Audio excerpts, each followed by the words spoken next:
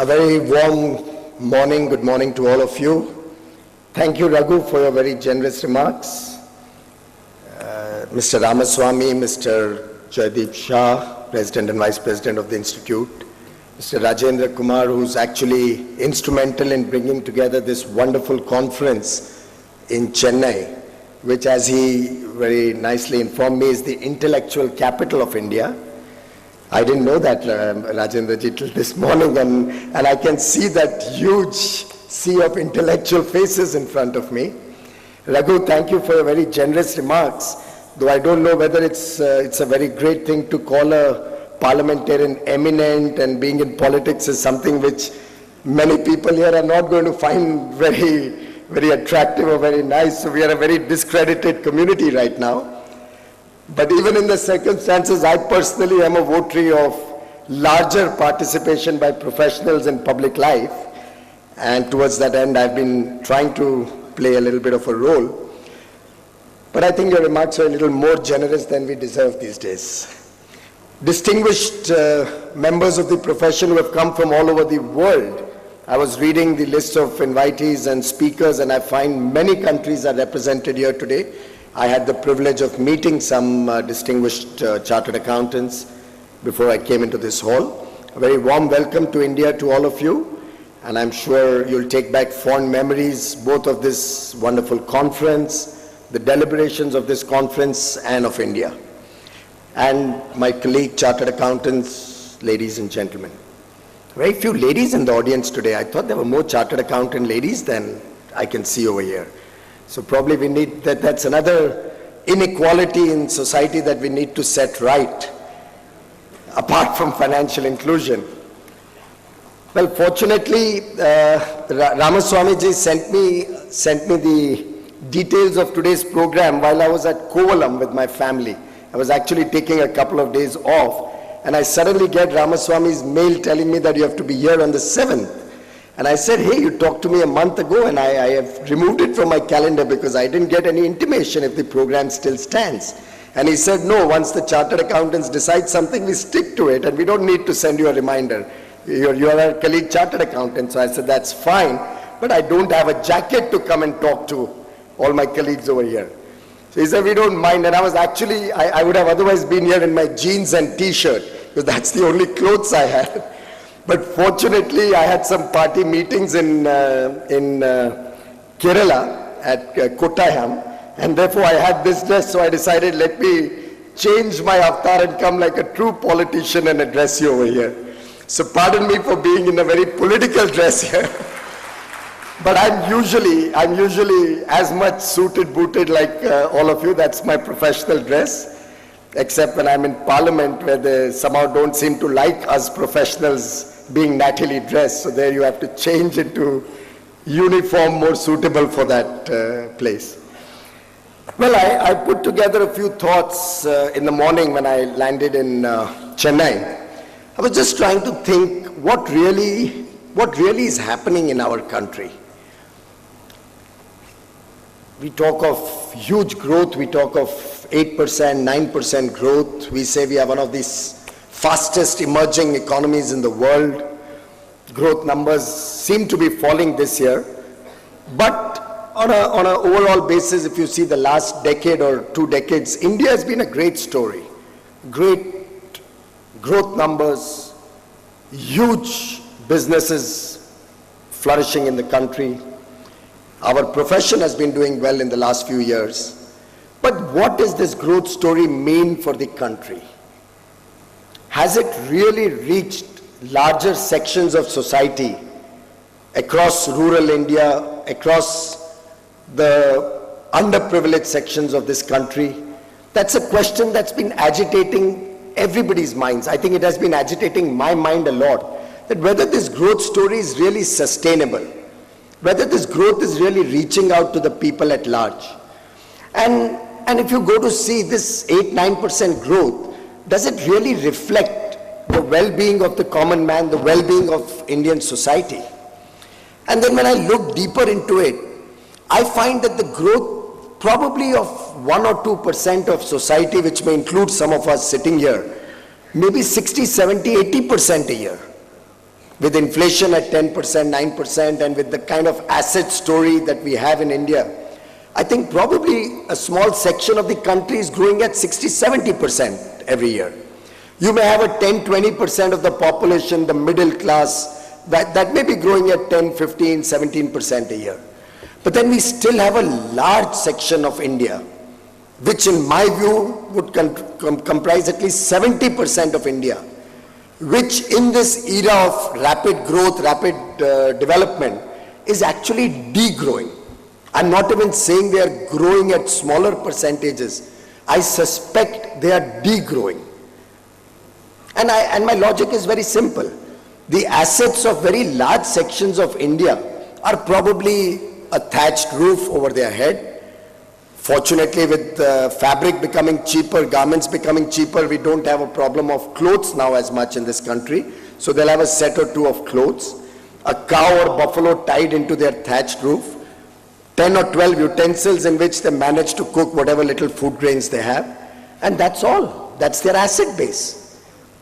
So in a situation where their incomes are not keeping pace with their expenditure, they often have to borrow even for consumption needs.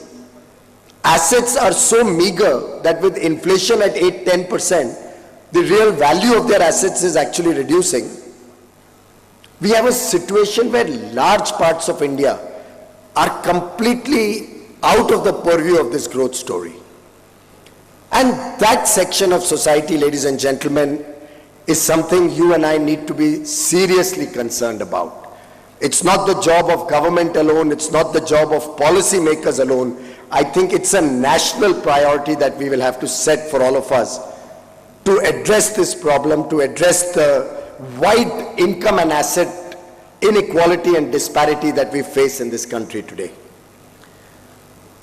I was reading Jagdish Bhagwati, the eminent economist from Columbia, and Arvind Panagria talk about the benefits of globalization. Certainly, I'm a reformist at heart also. I truly believe we should integrate with the world economy, we should integrate with the world for development, for growth, and there are benefits of globalization. But that same university, Columbia, has another professor called Joseph Stiglitz, who's come out with a beautiful treatise on the discontents of globalization.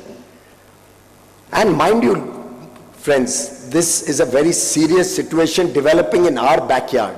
Today we have 153 districts in India that are facing insurgency, that are facing Maoist and Naxalite threats. I'm actually worried it may not be long before they reach your and my doorsteps with the kind of discontent that is being caused in large sections of society.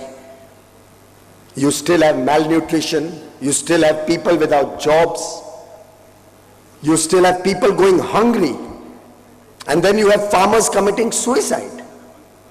In this type of a backdrop, I think I must compliment the Institute of Chartered Accountants for setting up this 3-day international conference to deliberate on financial inclusion, the role of the financial sector in inclusive growth. I think it's a very contemporary subject. I compliment all of you for having chosen this theme.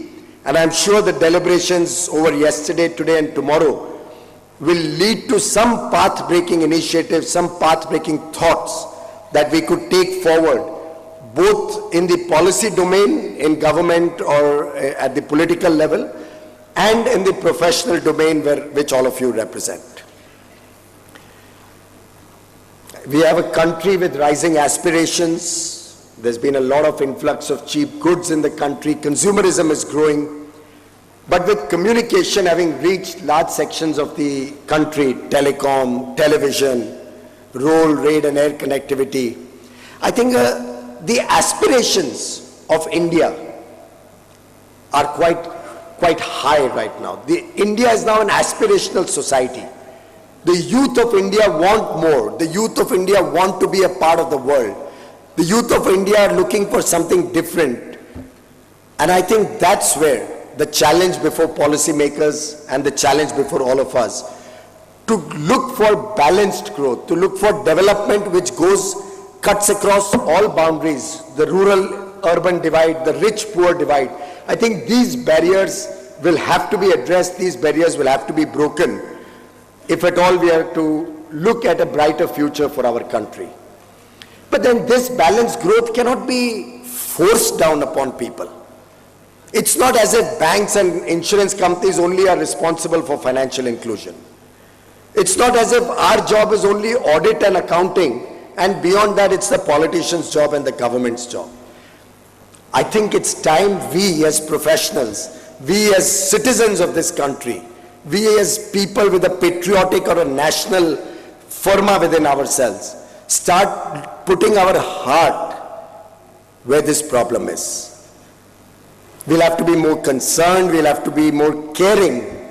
There'll have to be a convergence of national interest with our own personal and professional well-being. And towards that end, I think the solution towards inclusive growth, a solution to integrate financial sector with inclusive growth, is not just income redistribution. It's not a job as simple as the government announces a scheme, the Mahatma Gandhi National Rural Employment Guarantee Scheme, the Manrega scheme, and you give out doles to the poor and you say we've done our job and our responsibility ends. Personally, at least, I'm completely against this kind of growth or redistribution of income for the nation. I think you don't need to just give fish to the people, you need to teach them how to fish. I think the country needs to have a different paradigm of growth where we are looking at a lot of infrastructure development, we are looking at facilitating the manufacturing sector to flourish. We should be looking at employment opportunities for the people. I think the whole idea in my mind of inclusive growth will have to shift from income distribution, and it'll have to be in terms of actual growth, the complete well-being of the human being. That should be the focus of policymakers and professionals alike. And I would personally believe that if we can start thinking policy in terms of job creation, in terms of skill development, in terms of vocation development, helping people to become educated not just by degrees and diplomas or by a formal system of education alone, but actually make them employable sections of society, actually make them earn their living and give them opportunities to flourish in whatever vocation or skill they are trained. I think that participatory and sustainable growth should be the way forward for when we talk of inclusive growth.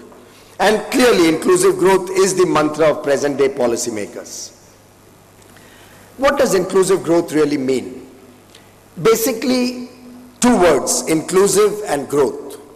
Inclusive is the pattern of economic development. You want economic development and the fruits thereof to reach out to all sections of society. And when you talk of growth, it's the pace of development. It's the pace at which you want the person to come out of his problems and integrate into a better society, live a better life. So the pace and pattern of economic development is basically to be decided when we deliberate on inclusive growth. And growth can only be inclusive when it creates economic opportunities for all sections of society and also gives them access to these economic opportunities.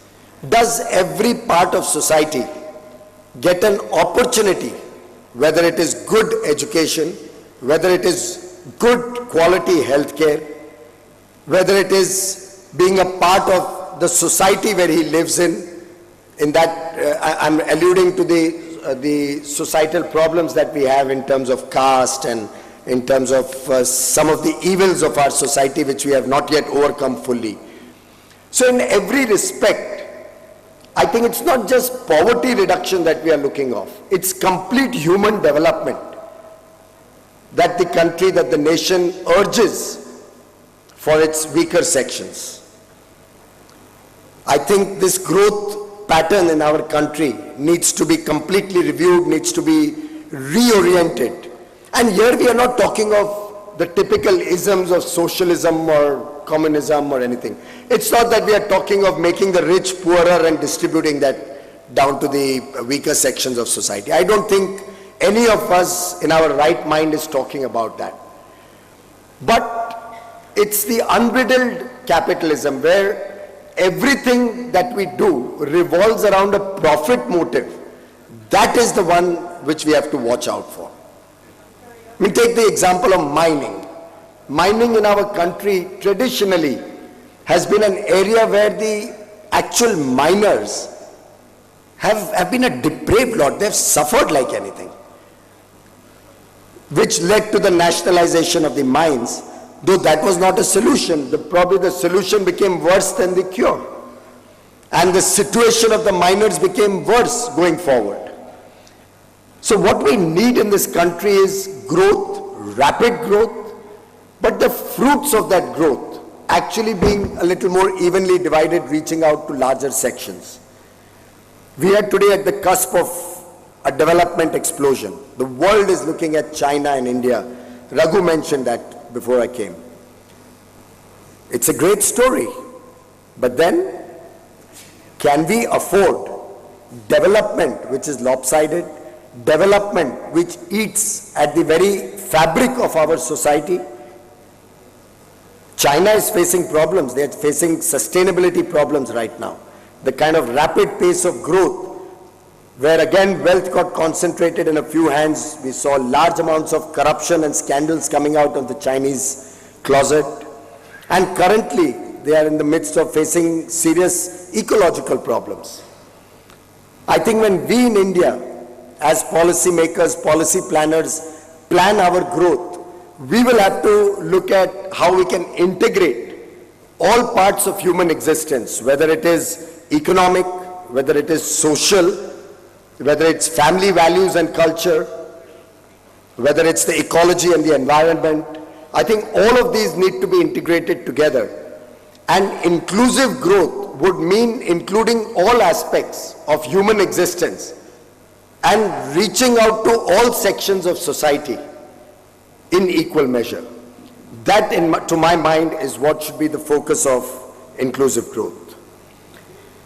I'll just highlight an example which has bothered me very seriously over the last few months that I've been studying this subject. We have rickshaw pullers in this country. We have about 5 million rickshaw pullers. You know, the guys who run the cycle rickshaw. 5 million of them, ladies and gentlemen. And what is their existence? They charge about 5 rupees for every kilometer that they take a passenger. But for every kilometer of passenger traffic, they probably have to ride that cycle 3 kilometers. For years on end, I met some rickshaw pullers in Jaipur, in the walled city. For 30 years they've been pulling a rickshaw and giving us service at the lower levels, at the smaller towns, at the railway stations for small distances. And what do they earn? They earn about 150, 170, in a good day, 200 rupees in a day. Out of that he pays 30 rupees to the local owner of the rickshaws. 30 rupees per day is the rent of that rickshaw. And that rickshaw, if you will see, it's a 20-year-old dilapidated piece. The chains are all worn out and rusted. The tires may be retread 5 times already. And instead of probably a torque or a pressure of X, the person must be having to put in 3X effort to run that rickshaw, for which he pays 30 rupees a day. On a 365-day year, he lands up paying 10,000 rupees for a piece of equipment to earn his livelihood, which in my opinion at the second-hand value would not be worth 2,000 rupees. In the amount of money he pays as rent in a year, he could become the owner of a rickshaw in less than a year. And when I talked to them, I said, why don't you go to a bank? Why don't you just pick up a loan? And it was an old man, blisters all over his chest with the sun and rain and whatnot have you. His armpits, I can't even describe. And he said, साहब हमको कौन पूछता है? हम कहाँ जाएंगे bank में? हमें काहे लोन मिलेगा? Who will bother about us? Which bank will entertain me if I walk into the bank? Who will give me a loan? I said, no, there are schemes. The government has come out with policies. You'll get low interest loan. Why don't you try going to a bank? And he says, पर साहब वो लोग बोलते हैं पहले अपना पैसा कुछ रखना पड़ता है. You have to keep some margin money before you can get a loan. Where will I get that much money? I barely make a subsistence living. Out of the 150 rupees, I pay 30 rupees to the rickshaw owner, who's a local mafia don probably. I spend 20-30 rupees in having a meal or two in a day to survive and run my rickshaw the next morning. I have to send back money to my village so that my family can have maybe half a square meal a day or send a child to a school. And I sleep at the railway station because I don't have any place to sleep. Now that is the plight of India, ladies and gentlemen, which we don't see. Because we are completely insulated. We are busy with deadlines and tax audits and accounting work and maybe management work. I'm equally to blame. I'm a professional. I know how it is when deadlines have to be met. But that's the reality of India. That's the true reality of the other side. Now that is the consciousness I wanted to appeal to all of you professionals. We have 1 million people who are engaged in our profession. 200,000 members or 180,000 members. We have 600,000-700,000 students. I will appeal to us, just we as a profession, could possibly 1 million of us, and there are only 5 million rickshaw pullers. If each one of us was to adopt 5 rickshaw pullers, possibly we could give each one of them a rickshaw to own. And what would it cost you? 2,000 rupees as margin money, maybe a visit to a bank to tell the bank manager, damn it, give him a loan, he deserves it. He can own his own rickshaw. So lot we can do as professionals. Don't think that our job is restricted to only giving ideas. Each one of us can get engaged in the national interest, in the interests of financial inclusion, since we are the bridge between the financial sector and India. We can become the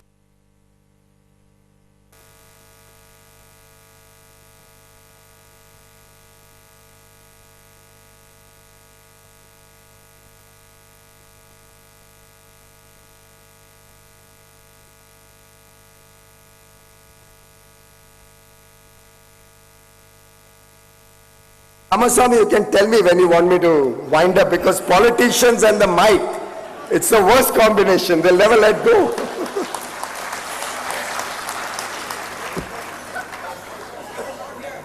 I just wanted to highlight this example because it hurts me. That is what drives me to be in public life. That is what drives me to, I think, sacrifice a little bit of what possibly I could do, just like all of you in my professional practice. Let us act as a bridge. Let us act like the fulcrum who can actually give back to society and become that agent of change so that the benefits of financial inclusion, whatever policies, we had the Honorable Finance Minister yesterday, we had the Honorable Corporate Affairs Minister, you have the Deputy Governor of RBI coming today. I mean, all sorts of policies. Bank branches should be set up in rural areas. There's priority sector lending, directed lending of the banking system. You have policy in this country.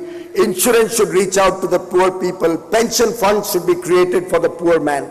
How is it ever going to be actually implemented unless people like you and me, we decide that I'm going to devote 10 days of my year, I'm going to devote 1 hour a day to give back, to reach out to the common man, reach out to the poorer people, and play that bridge between financial sector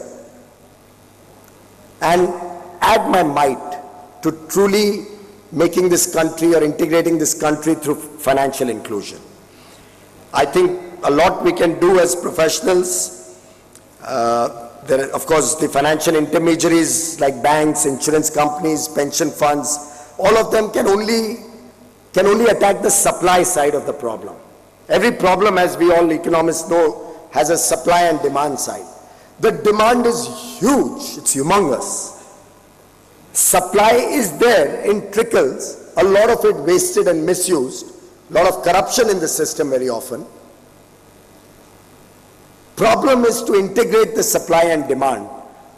And that integration, ladies and gentlemen, is something you and I can do best with our ethical standards, with our knowledge base, with our influence in our society. We could even act as whistleblowers if the bank manager or the insurance agent is misbehaving. We could actually take up causes of public interest, and with the credibility attached to our profession, save and accept a few examples. When I walked in, I was seeing somebody talk about the Satyam thing. But don't worry, we have a noble profession, we are doing a good job, we are proud of it. There will always be exceptions. Nothing in this world is perfect. You will always have one or two cases, and you can't throw the bathwater out with the baby in any case. It's ridiculous for some people to cast all sorts of aspersions on our profession. I, for one, absolutely refuse to accept any of that. I think we are doing a good job. We are an ethical community. We don't like to do some of the things we are forced to do. And I'm hoping in the years to come, the chartered accountant as a community, as a profession, will be the torch bearers of a complete revolution in this country to bring about change, to bring about higher standards of integrity, probity in public life, in our professional conduct. And let us make a beginning. Let us make a beginning with our small sphere of influence where we live, where we work. Let's participate in public life. Politicians are a discredited lot. A lot of my friends tell me, what the hell are you doing there? How can you be comfortable amongst that whole terrain or that whole set of people with all sorts of stories and whatnot you hear in the papers? But then it's something you can't just give up. Can we give up on India? Can we give up on our nation? I think we all have a duty, and in fact, wherever I go, I'm not taking that as on this platform, but wherever I go, I urge professionals, I urge people who are well-to-do, people who are the privileged sections of society, to actually start participating in public life. We need to give back to society. And we as professionals have an added responsibility, because this country has given us opportunity, this country has given us knowledge, this country has given us so much that even a lifetime is less to repay the debt we have to this nation. And that can only be done if we see a prosperous, a very successful nation. The idea of India is successful, not only for a few parts of India, not only for certain sections of India, but for the country as a whole. I'll just take a few more minutes. I think it's a gigantic task ahead in terms of financial inclusion. We have banking, which has not even reached more than 40–50% of the people of India. We need banking, we need financial sector to reach the common man. Insurance, we have life insurance for less than 10% of the population of India. Pension funds are unheard of, except for the organized sector. Unfortunately, financial inclusion in our country is looked upon as a burden, and it's looked as an unviable part of business. Banks and insurance companies look at this as the cross-subsidized business. So they are doing it because they have targets to meet. They have a reserve bank or a ADA regulated mandate to fulfill. And the whole thing is not out of the heart, it's out of a compulsion. I would appeal both to policymakers and to all of us. Can we start viewing financial inclusion, inclusive growth as a part of our very existence? Can we move out of looking at it as a burden and start looking at it as an obligation, as our duty, as something which is necessary so that we leave behind for the next generation not a turbulent India with Maoists and Naxalists sitting right on our doorsteps. I don't know about Chennai, but right outside Mumbai, 100 kilometers outside Mumbai, we have tribal hamlets which till date don't have drinking water, they don't have electricity, they don't have a primary school, they don't have a primary health center, 100 kilometers out of Mumbai. And well, even in the south, you have Andhra Pradesh. It has been a hotbed of all sorts of insurgency. In this situation, let us not look at inclusion with a burden on our head. And we, as financial accountants, we provide accounting standards, we do all sorts of risk profiling for banks, for financial institutions. I think we'll have to look at this whole risk profile, probably with a little bit more of a humane touch. So we can't just say that giving a subsidy to the agriculturist adds to the risk of government and financial institutions. You'll have to recognize the role of agriculture. You'll have to recognize what rural India stands for. You'll have to recognize the difficulties in our country with small land owning parcels, no electricity, bad quality of seeds, and the unviable nature of pricing of farm products. We'll have to start thinking differently. I mean, today US and Europe give $1 billion of subsidy every day to their agriculturists. And their agriculturists are very, very profitable and very prosperous. And here we grudge a discounted loan to a farmer. We grudge if there's a fertilizer subsidy. You have a budget and all of us experts, professionals, will criticize the government for not increasing fertilizer prices. I think a little bit more of a sensitive approach, and the Institute of Chartered Accountants and all of you colleagues could possibly in smaller groups or in some brainstorming sessions come out with some new standards, some new methodology by which the risk profile of such kind of support towards inclusive growth can be factored into maybe our corporate social responsibility, can be factored into the nature of the Indian demography as a whole, and possibly instead of becoming a deterrent to financial intermediaries or financial companies, should actually give them positive marks for the kind of good work that they are now expected to do, but I can only hope in the future they'll start liking to do. That, ladies and gentlemen, is my fervent appeal to all of you. It's a request. Let's look at that section of society, at that part of India, as an integral part of all of us. Many of us have rural roots. Many of us go back to our villages. Many of us probably make temples in our villages and feel very satisfied. I would urge all of you to look at India in a more holistic fashion. Again, we have what, 600,000 villages in this country, and we have 1 million people in our profession. Each one of us can adopt one village. Just one village each one of us adopts, and we can bring about a transformation in India. And that, I think, is the challenge before all of us professionals. Let us go forward and meet this challenge. My best wishes to this conference. I think I've exceeded my time, but my apologies. We are used to speaking on empty benches. The day I made my first speech in Parliament, it was my maiden speech, and I was speaking on ULIPs, and I saw that there was just nobody in the house. And I asked Mr. Jaitley, my leader, I said, Arunji, there's nobody to listen. He said, beta, get used to speaking to empty benches. But then you give a politician such a beautiful audience. My compliments to you for such a large presence.